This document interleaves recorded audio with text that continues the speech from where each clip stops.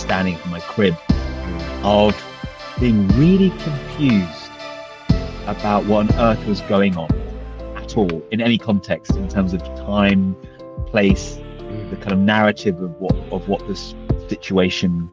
Welcome to another wonderful day, to another wonderful podcast, and I've got a special one for us today. Now, usually what happens is I bring people on here and I don't have a clue who they are. They're the strangers literally at the last moment. But this gentleman I know, and I know him reasonably well because we're both Buddhists and we come from the same sect, literally. But other than that, I don't know much of his background. So what we're going to do today, we're going to discuss what interesting things he's doing, and we're going to go with the flow with that conversation as we usually do. And his name is Lawrence O'Connor. Welcome, Lawrence. How are you today? Yeah, really good today. Thank you. Yes. Thank you so much for having me on.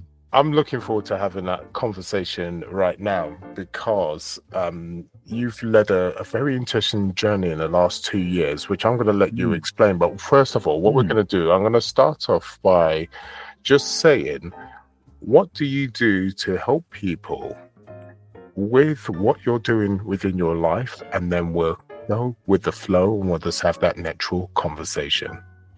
Well, I suppose I really see my life defined in probably 4 broad categories. There's family, my Buddhist community, professional community, and then there's my friendship, my wider friendship group. So in terms of family, my primary thing probably in all 4 areas is just to try not to be a dick.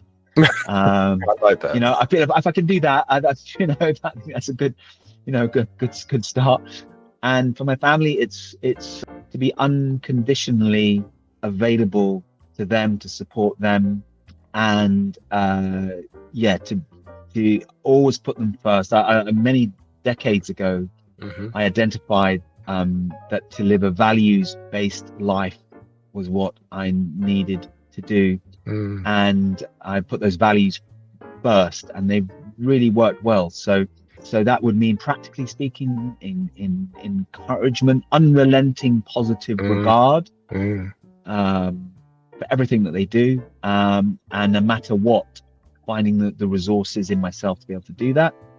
In my Buddhist community, what do I do to help the people in my Buddhist community? So I really focus on the opportunity that I have with other Buddhist practitioners as the opportunity to train myself to respect others, to really train myself to understand that the differences and the challenges are really precious and a great invitation for my personal transformation, which is finally all I can do. I can't change other people, but what I can do is, by deepening my understanding and my connection and my sense of connection to others, employ those relationships as a way of undergoing my transformation, to change whatever I need to do to change in myself, to truly deeply respect each individual, with the understanding that when I don't, it basically means that, I'm not happy, and I want to be happy. And in so doing, by that self-transformation, help enable others to experience theirs and for them to be happy. But I know that it starts with me. So that's my Buddhist community.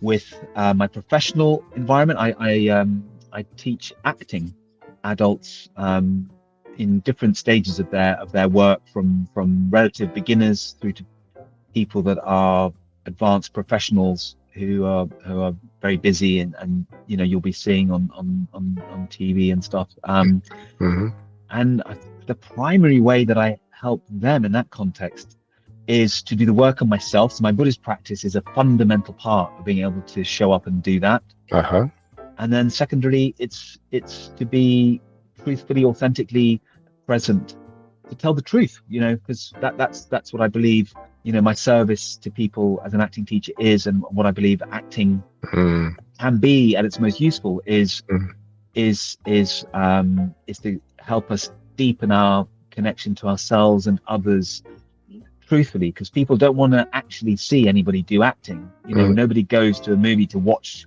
great acting. We go to the movies or see a play to see a human being living truthfully in the given imaginary circumstances. That's what really opens our heart. And so that's how I feel I'm of service and help the people in my professional community. I also make theatre and sometimes direct, and made a couple of films and directed those, and I bring to bear the same principles that I use in my acting practice. Basically, there's very little difference between what happens in a rehearsal to what happens in my class. To me, they're the same thing. Everything is always work in progress. Everything is just sharing what we can about what we know today, about what we're working on tomorrow. We'll know some more. And I suppose the final thing about that is, it's a small word that can mean a lot, and can mean many different things to different people. But I think also what I bring is love. I feel that's at the heart of it all. To really find that love for people. So again, my Buddhist practice is fantastic for that, because it helps me dig deeper past the superficial judgment of others, to really see their greatest qualities. And obviously that could be a helpful thing in life to be working on, and particularly in the studio, the acting studio. I find that's very helpful, and I'm very aware of to what extent I am or not working on that before I show up to do that work. So I think in doing that work, I think that's also a way of serving these people who come to my class because they want to work deeply and truthfully, and that needs to be held, I think, in an almost a sacred way. For me, it's a sacred undertaking to be taken that seriously, to hold people in my heart in that way. And again, there's just no way I could be doing that without my Buddhist practice, without every morning and evening practically striving to open my heart, as Daisaku Ikeda, my mentor in life and in this practice, described. He said it's like opening the groaning doors to your life. And that's why I feel I'm doing my Buddhist practice that really serves my professional communities, because the tendency I think in a lot of professional contexts is to become cynical, to put on a mask, to have your kind of game face, and it can be quite transactional. And I don't know about other areas, but for acting and to really serve actors who work deeply and truthfully, that ain't going to cut it. You're just going to be feeding in.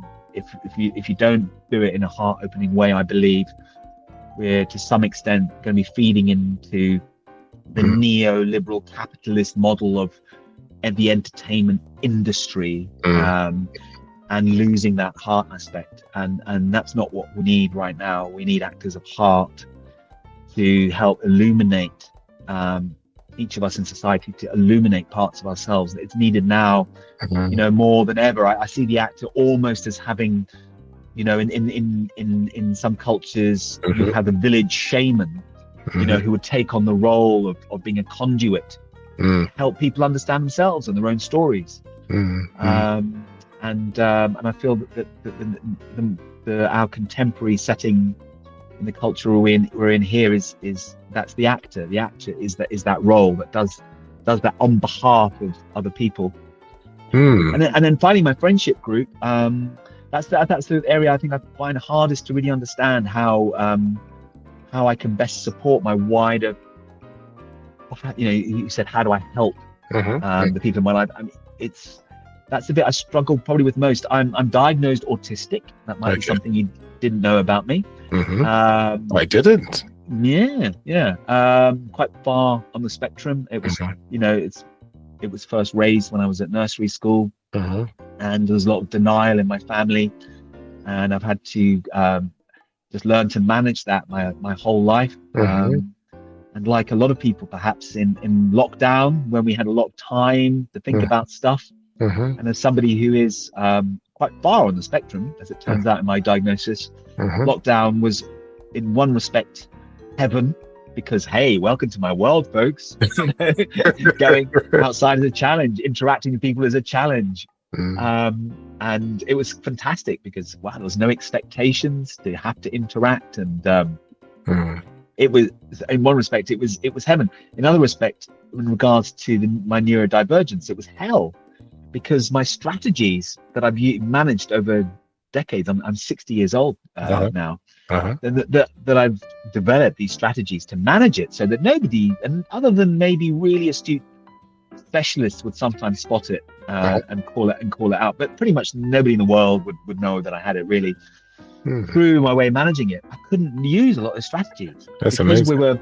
we were locked down in our house. We've got somebody in the house who's on the extremely vulnerable list, so we were in sort of hyper lockdown in terms of what we could do. So my previous strategies, you know, like being able to take myself off and de-stimulate and be able to be, you know, very, very quiet and be away from people and all that stuff. I couldn't use those strategies, and I thought, wow, I'm in trouble here. So that's when I sought out an official diagnosis. Okay. Because I thought I really need to understand more what's happening here. I can't just be managing this myself anymore. I can't take it. So I got referred by the Autism Association of the UK. Okay. To a clinical specialist, and hey presto, I you know, scored in the upper percentiles for autism.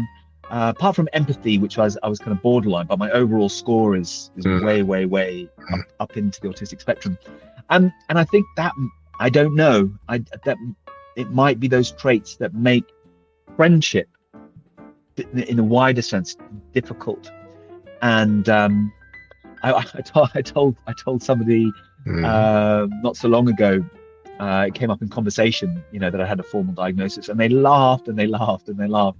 And this is a person I considered my friend, I had a warm relationship with, and we were meeting for a coffee. And I said, "Why are you laughing?" And he just said, "I'm so happy." I said, "Why are you happy? You know, that I'm officially autistic." He said, "I thought the way you were was just because you didn't like me." You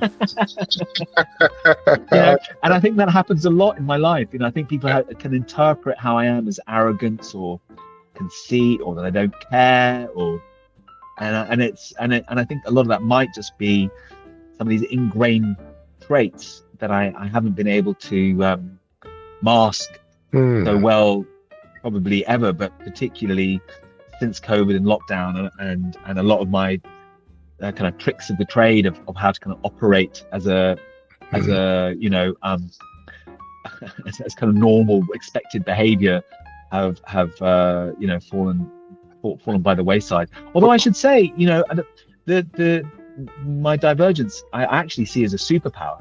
I mean, you talked about how you like to seek out people who thrive. That's right.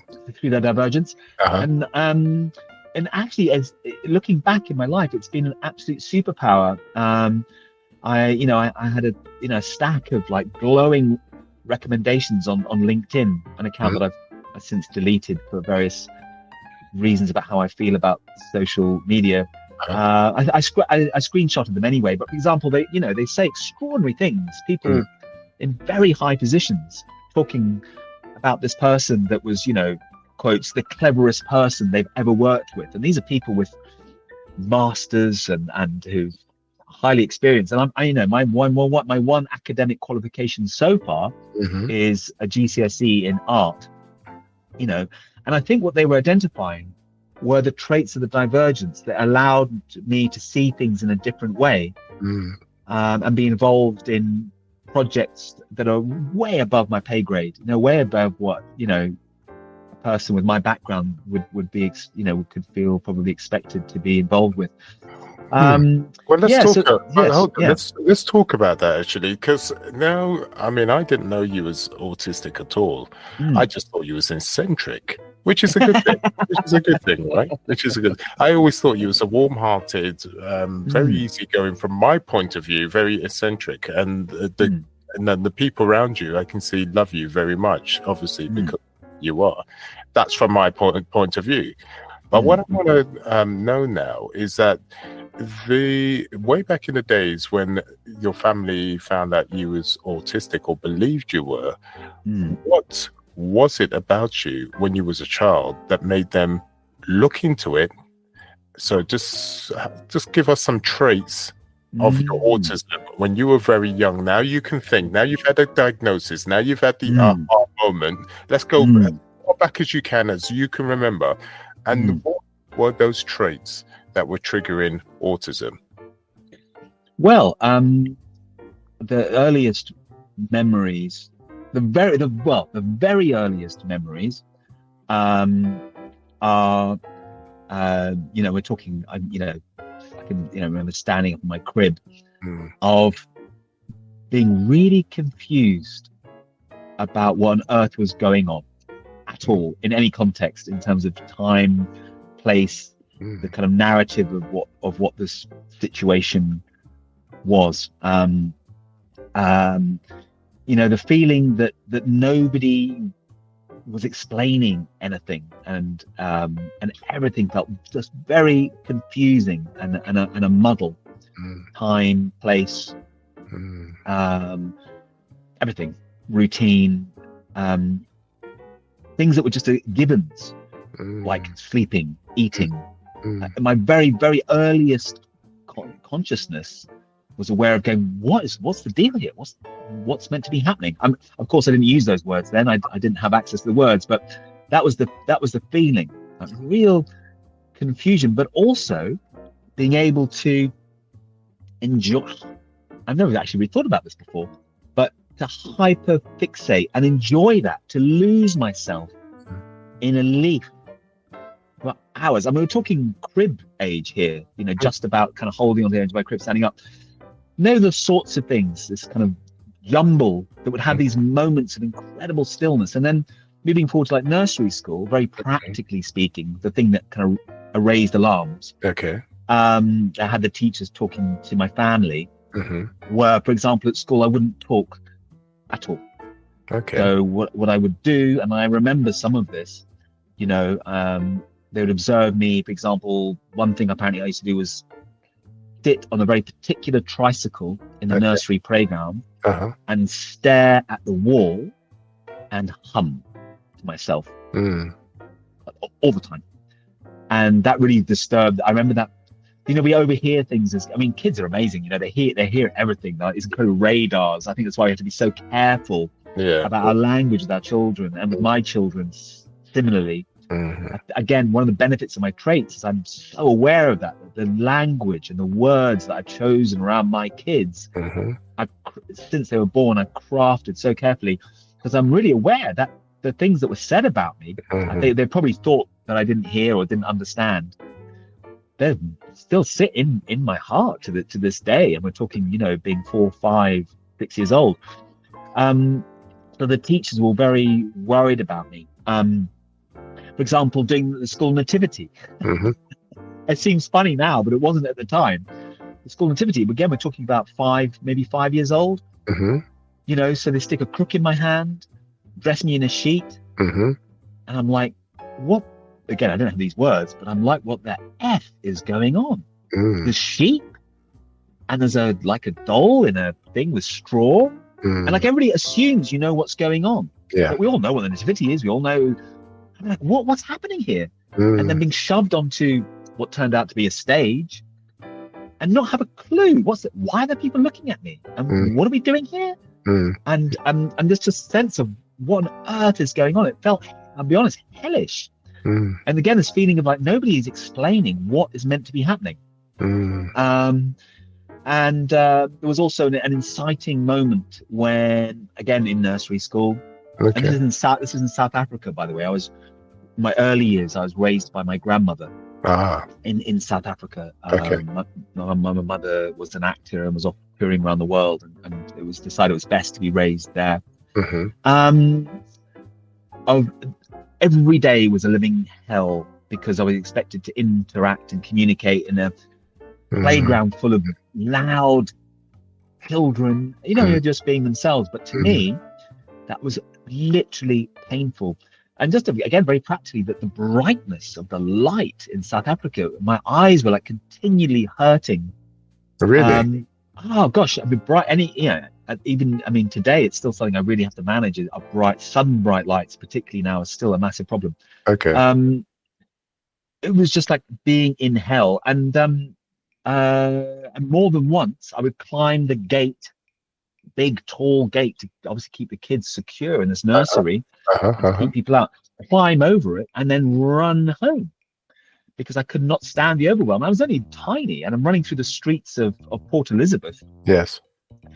Not actually even sure where home is, just running. Really? Luckily, I think most times I actually arrived at home. And again, because what I realized, until things that are explained, and these days I explain things to myself because I know this about myself. So like routes and patterns and shapes of roads, I know how to manage it. But then when you're little, it's just this kind of blur, and that would have to run away to home to escape what felt like abuse. It felt violent. Yeah. The noise, the expectation to have to interact. I've just noticed it's the AI assistant said we've only got a few minutes left, so we've got plenty of time. Oh, okay. So they're just some of the things, and I learned slowly over the years. Number one, to really pay attention and to learn from what I could see going around, to look for the patterns, to see really basic stuff like, when you're talking to somebody, you're meant to look at them. Okay, I can do that. The person is feeling sad, and I have to look sad. Okay, I get that. I have to look sad too, so that they know that I understand. An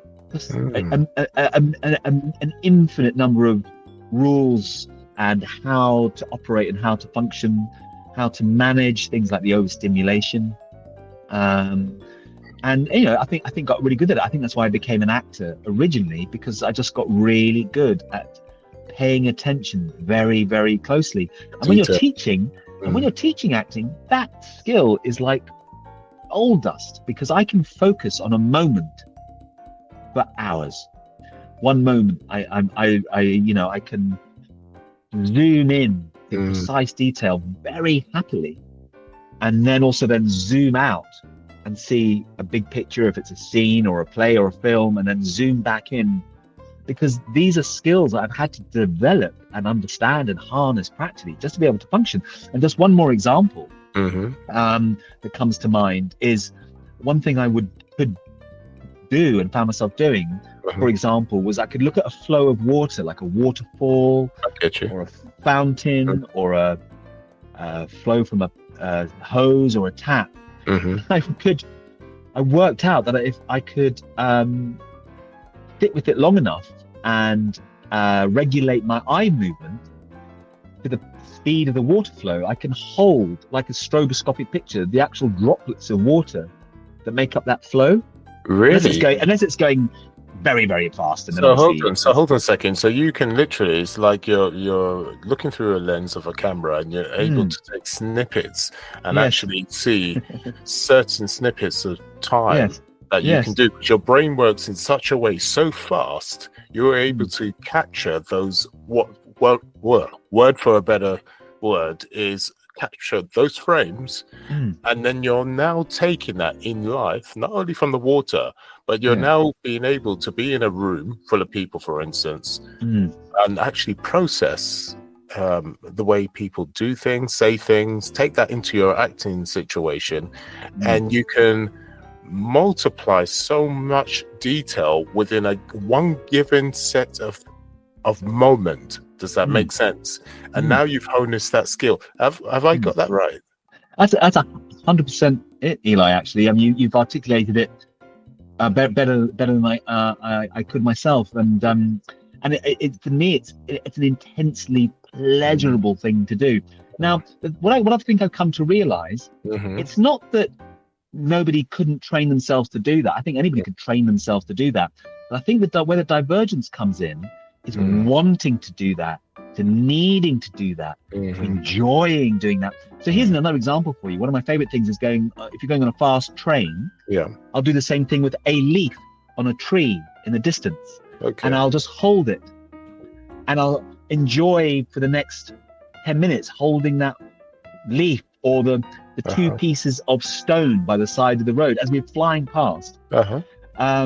I do it with number plates as a way of entertaining myself on a long journey with a car going past. I hold that moment, and I don't try and remember the number plate.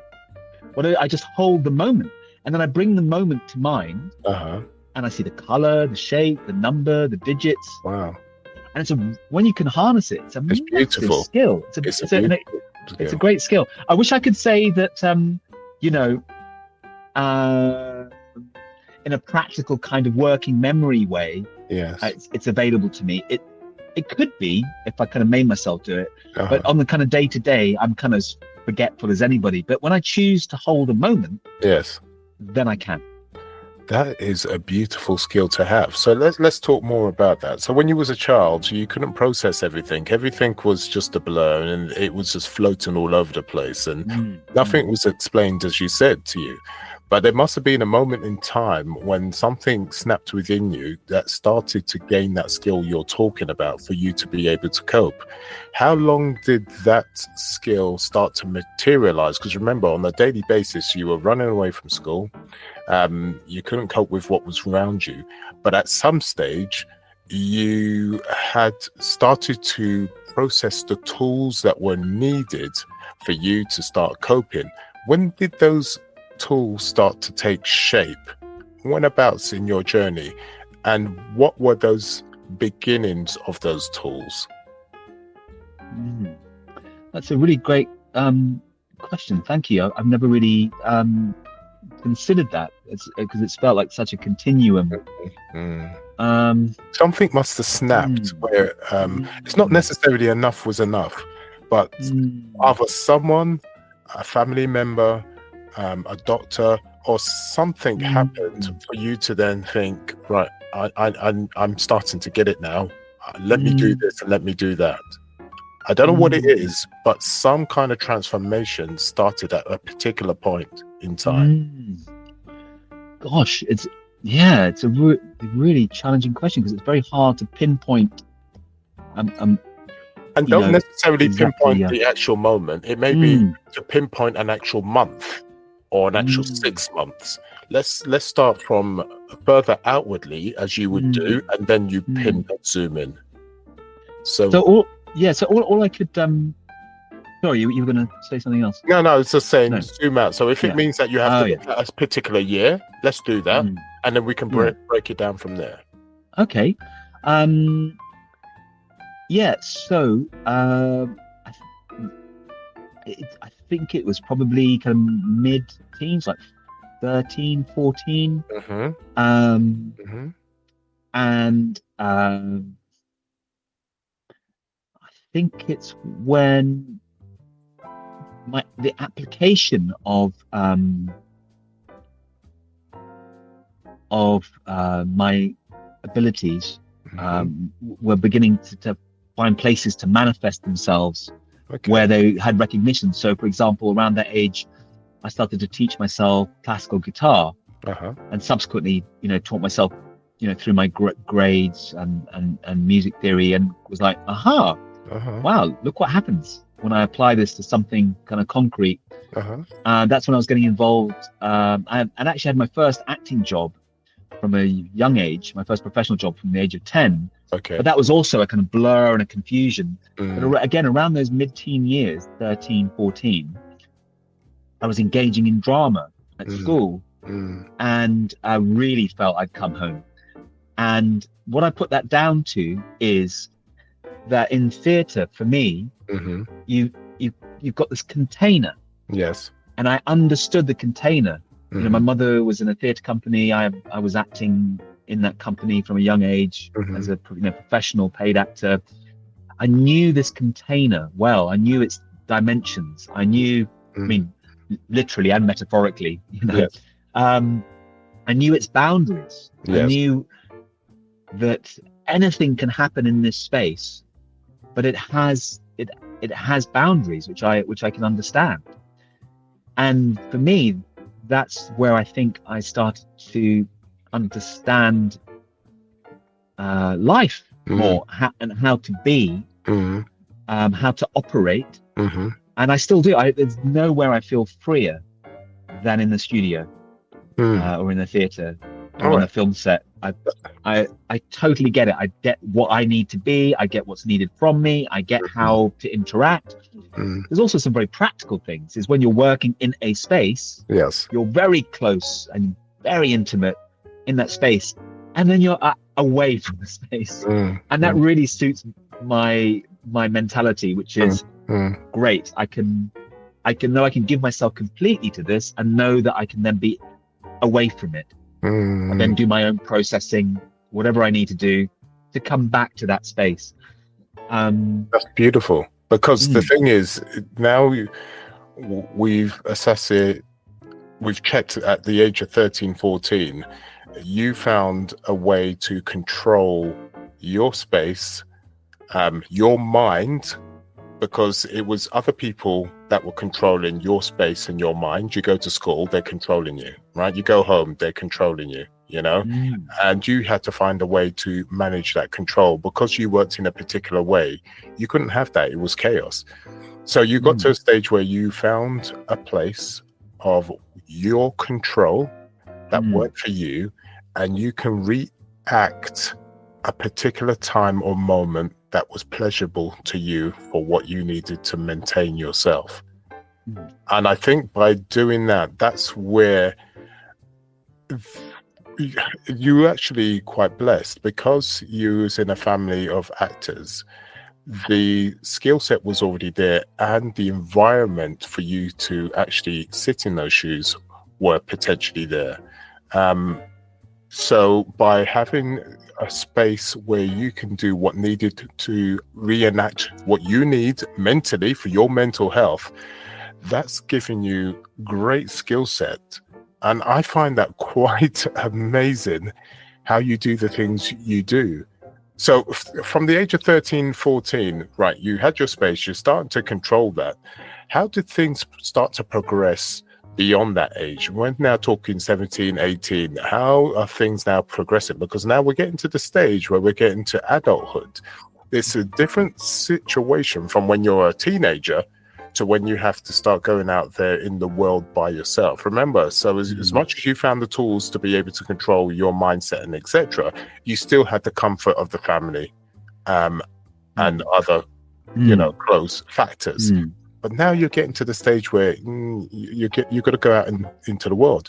Was there a difference? Is there a difference? Or was it same old? You can just carry on controlling and managing the way that you had always done since the age of 14 or 13.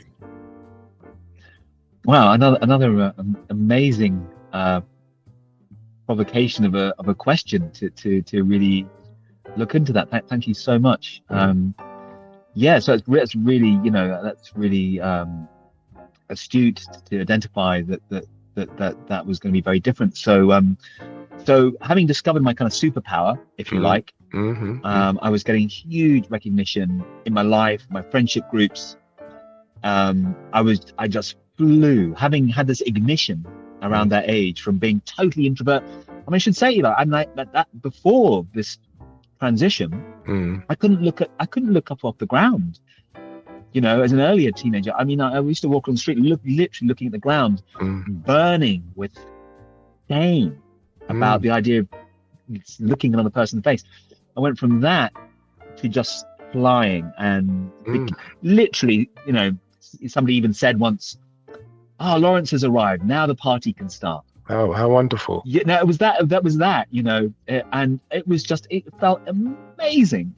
And I flew, and I had wonderful relationships, wonderful intimate relationships, enjoyed everything there was to enjoy. But it's, you know, I should mention like 17, 18. And here was the rookie era.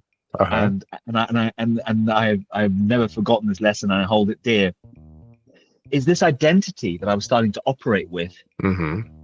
I started to lose sight of the fact that this identity was me managing these underlying traits and feelings. I kind of started to believe my own publicity, you know, because the truth was underneath it was still this guy. Yes. Still, I get that. Working it out, and you know, but had a really good act, a good act that I liked, you know, this popular, you know, guy, and and I was starring in the school plays. The head of drama was putting me forward for drama school, and everywhere I would go, I would have friends and great enthusiasm, and the trouble is, it was kind of arrogance, really. I just kind of thought, yeah, well, I'm kind of basically Superman, really, you know, forgetting the fact that this had come where I'd really come from, what was really going on underneath.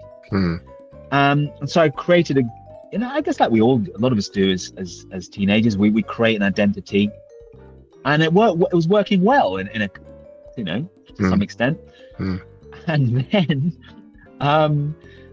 then almost as an expression of that, in one of my many wild hedonistic evenings of enjoying life and feeling unbounded arrogance, you see, unbounded, no rules. One of these evenings of that, somebody said, "Hey, do you want to take some acid?" And I was like, "Yeah, man." But, you know, I wasn't using these words then, but I know the feeling was this kind of arrogance. Well, I'm kind of Superman. Yeah, fuck yeah. Oh, sorry, I'm not sure we should swear on this, but yeah, hell yeah. You know, let's do this. And it, again, you know, my identity, my kind of framework, my mask held up pretty well, and deepened the hedonism. Well, that's, you know, and so I would expect, you know, and then the offer was to do it again. Okay. And what I realized in hindsight was I was physically depleted. I was exhausted, and tired. And what I've learned since is that's what I have to really watch for, because I manage well while I'm well resourced. But if I'm exhausted, fatigued, you know, that's when the cracks really start to show. And I had this nightmare trip. It was, you know, incredibly powerful LSD. It lasted for 4 days, and it was living hell. And I, in this hellish nightmare, I literally in the mirror saw my mask fall away. I've even got a Polaroid somewhere. I've got it scanned in somewhere on my cloud drive of me in the mirror looking like just a person in trauma, with a sign that I'd written for myself which says "Help me."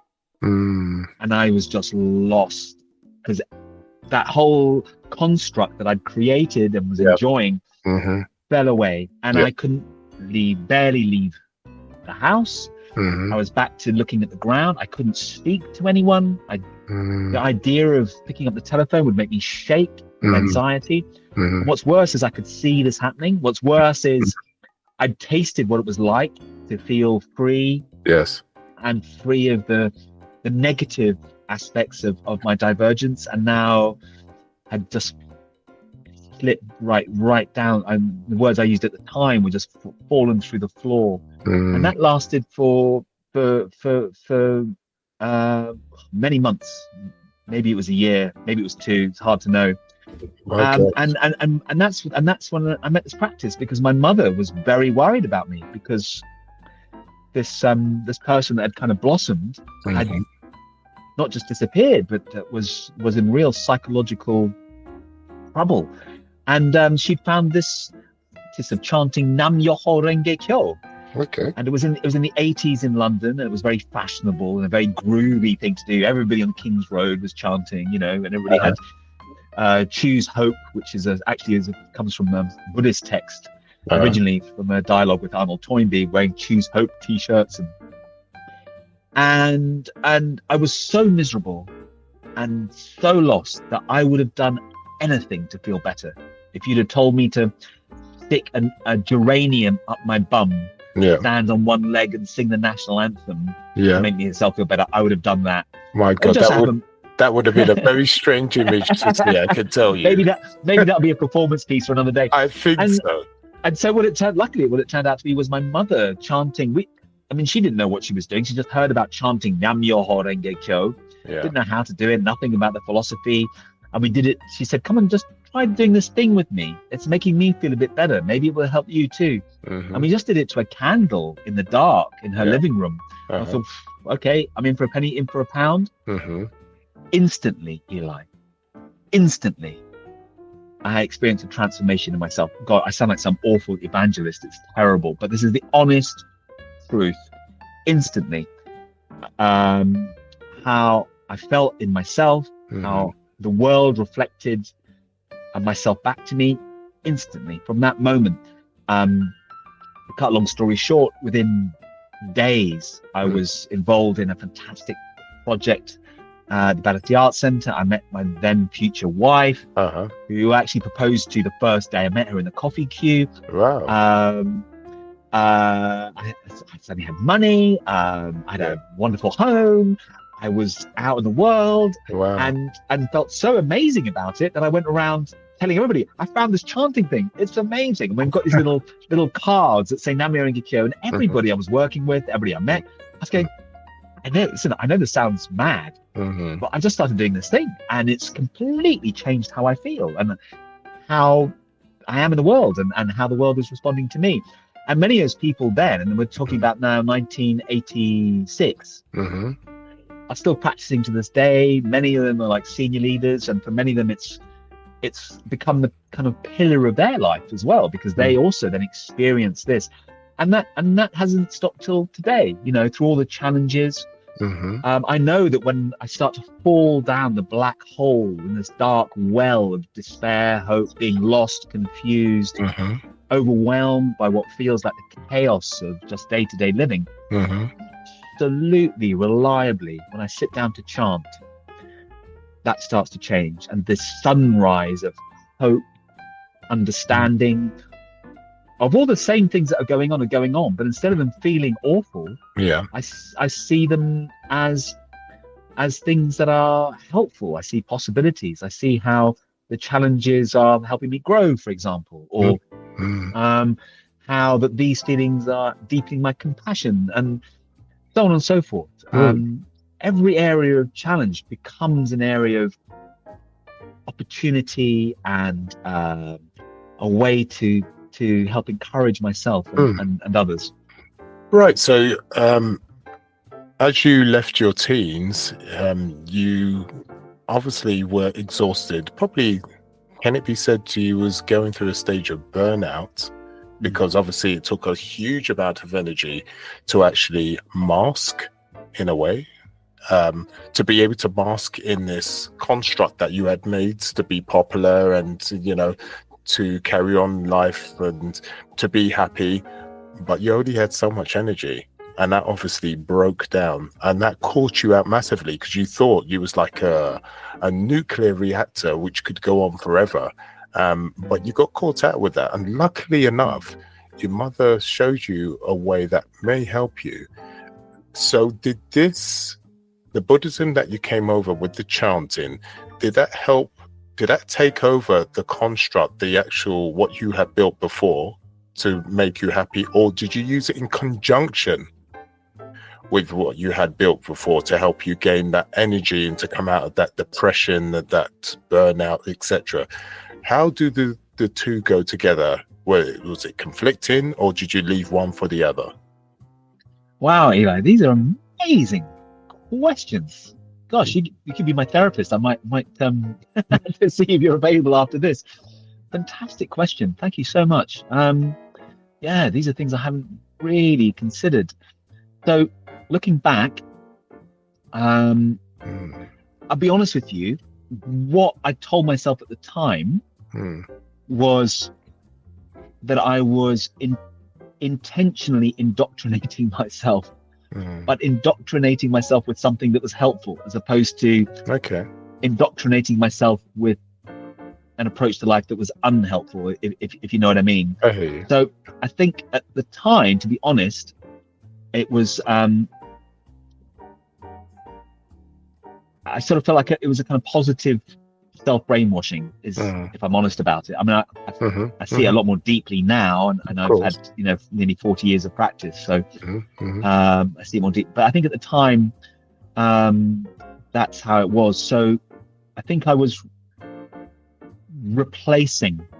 So you talk about, what was I doing it in conjunction with, or was this a new construct? And I think it was more what you describe as a new construct. I think.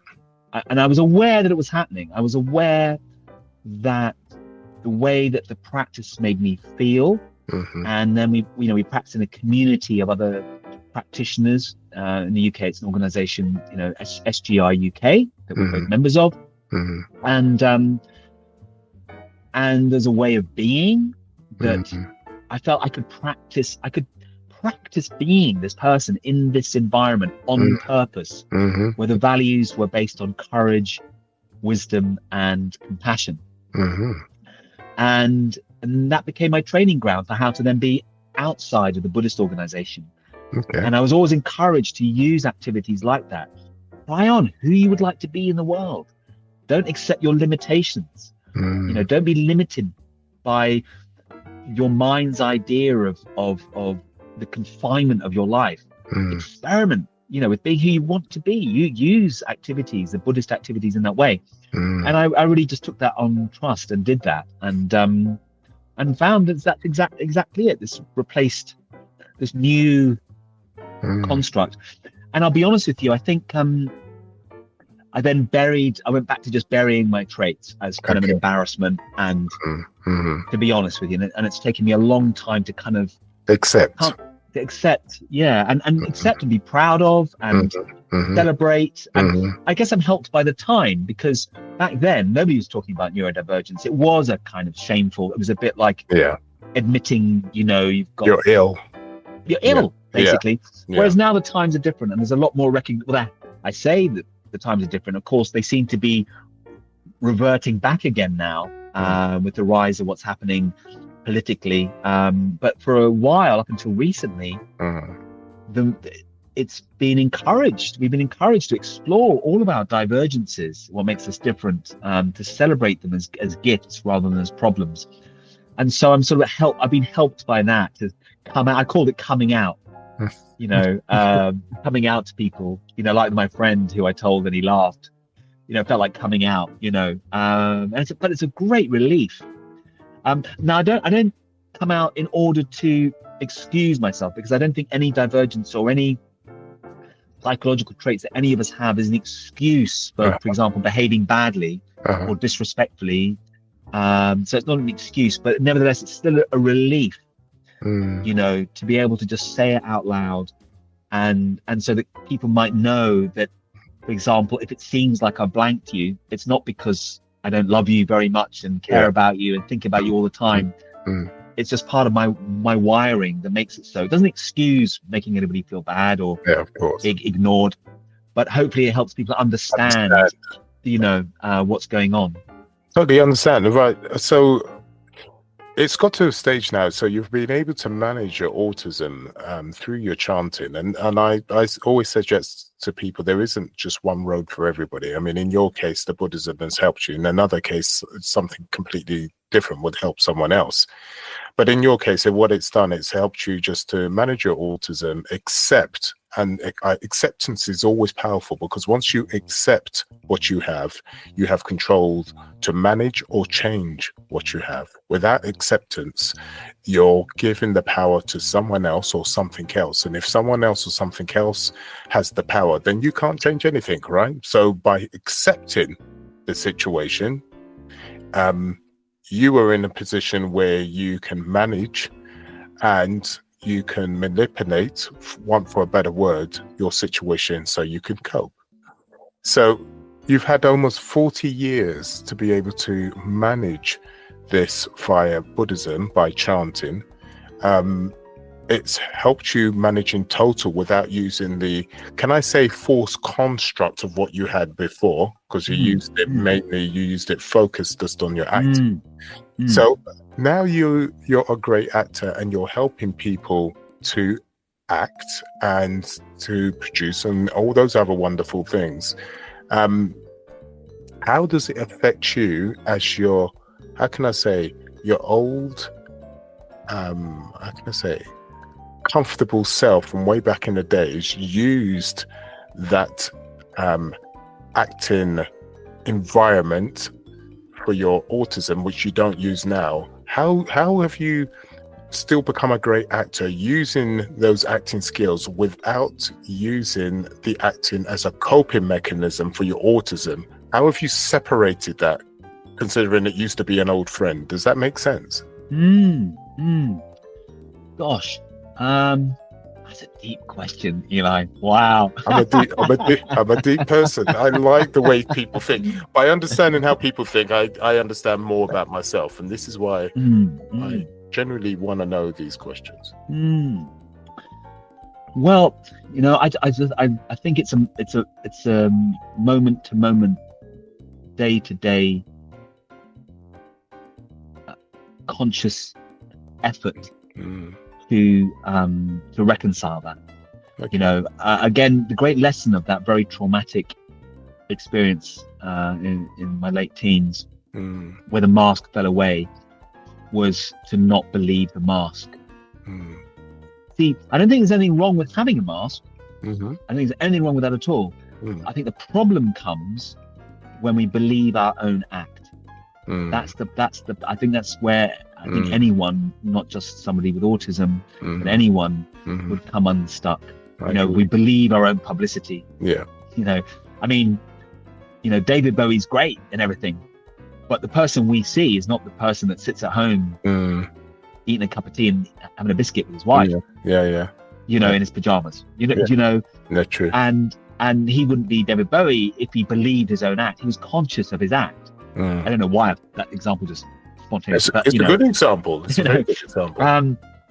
And so for me, in front of the Gohonza that we chant to, you and I, mandala, I sit in front of that, and part of its function for me is to reflect back my true self. And then it helps me then, when I'm out in the world, be aware of what's my mask, which is fine. We all need an identity from time to time. You know, we're one way with talking to our financial advisor than we are with talking to our mother, you know, and that's all right. It doesn't mean we're dishonest. But I do think each of us needs to examine the truth of what's the act and what's the person underneath that's observing our act, that's observing the behavior, that's observing the mask, because they're not the same thing. And again, I just want to reiterate, I don't think that makes us dishonest. There's an old phrase, I forget who it comes from, is there's no man as honest as he that calls himself a liar. That's true. You know? That's true. No, I see that. Yeah. Okay, so mental health at the moment is a very important thing. Let's say what it is. Mental health is massive. Be that autistic, dyslexic, or just so-called neurotypical. It's irrelevant. So let's talk about that, because you are doing something with mental health at the moment. You're studying and you're trying to make a difference in a certain way. Let's talk about that and tell us more about what are you doing regarding you studying in some way, aren't you? Just give us some showdown on that. So at the moment, I'm just in the stages of completing an MSc in creative arts and mental health at Queen Mary University, London. It's part of the Wolfson Institute of Population Health within the university. And I'm focusing on theatre as the creative medium for my research that I'm doing for it, and the paper that I'm currently trying to finish writing for the final part of the MSc. And really what that was about was, in my work with actors, we go very, very deep, and actors are asked, when they're working truthfully and deeply, they're asked to become sometimes very vulnerable. And it's struck me that this is a huge responsibility for the acting teacher to honor. And it struck me that there was nothing in my training, either as an actor or to teach acting, that really dealt with that.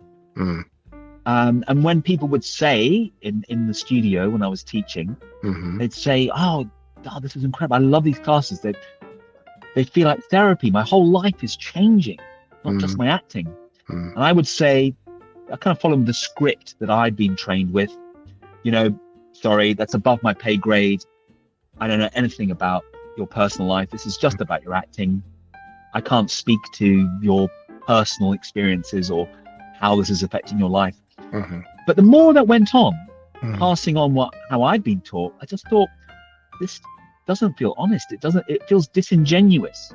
Because when you work this way, of course it changes your life. Of course it affects how you are in the world. And there's two aspects to that. One is fantastic that people can experience the positive benefit of that. Of course. The other aspect is you could do so much harm. And there's a lot of research on it now about how much harm is occurring within people's drama and acting training. Of course. Justifying the ends, justifying the means by the result. And sometimes, there's been recent examples I know of in an acting school which uses the same technique that I specialize in. And I'm not saying I can say for sure there's a correlation. I can't. But just in recent months, 2 people have died by suicide in that group. Wow. And I'm not saying it's their training made them choose to want to end their lives. Yeah. However, what I do observe in the aftermath of that, within that particular group, is a celebration of their work.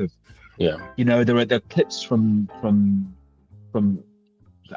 film that one of them was in, of them just the character just destroying themselves emotionally, and it's powerful and wonderful. But I don't think, to my knowledge, that the people involved in that teaching organization, some of them I know personally, it's kind of small world. I don't think any of them that I know of have chosen to understand mental health, the psychology of what's happening on a neurological level to an actor when they're working in this way. And I don't think we're really equipped to deal safely with people working in that way. And I just decided I can't let myself be part of that. I need to take more responsibility for the well-being of the people that I'm training. And so that's what incited me to want to do this training, to gain real insight into psychologically what is actually happening here. What are the mechanics? It's not good enough just to repeat stuff that I've been taught because it sounds good. I need to know what's helpful, and if it's helpful, why? And also need to know more about what could be unhelpful or could be harmful, or even potentially abusive, emotionally or psychologically. So that was the instigation for undertaking the MSc, to be more of service to the people that I train and the people direct. And also a nice kind of side benefit has been, I've also got to understand how theatre practice and acting practice can also in turn inform psychiatric practice as well. So that was a kind of nice thing to discover, how kind of welcome a lot of what I learn in the acting studio is in the area of psychological well-being and therapeutic support. Well, can I say, Lawrence, it's commendable that you're actually doing something like that, because in acting, you're actually accessing the deep mindset of what's going on, and you have to access emotions that may not have been dealt with way back in the days. So, and this is taking in acting. This is how to become a great actor. You have to think of something that you were effective at in the past, and it brings out certain things. I have to stop you there. That's almost 100% it. However, what you're describing there is a Stanislavski, Lee Strasberg approach, which is typically known as the method. Okay. I absolutely don't do that. My practice is based on something called Meisner technique. Okay. And basically the key difference is with Meisner technique, to get to emotional truth. Yeah. Okay. Which the loosely called method does as well. What we use in Meisner technique is we use imagination. Okay. We never, ever, ever, ever use our real life. Now, you might think, well, that maybe would mean you're not so vulnerable. Not at all.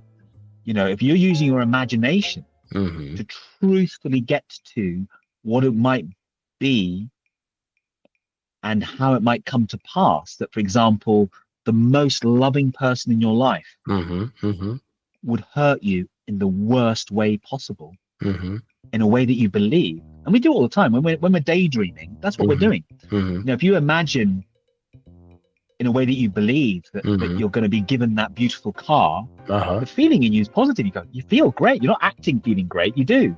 Yeah. But it's just in your imagination. So with the technique that I teach, we're using that principle, but on purpose, professionally, reliably. However, not only do you go just as deep as trawling up past experiences, you can go even deeper, because you can go to places you've never even been to in your life.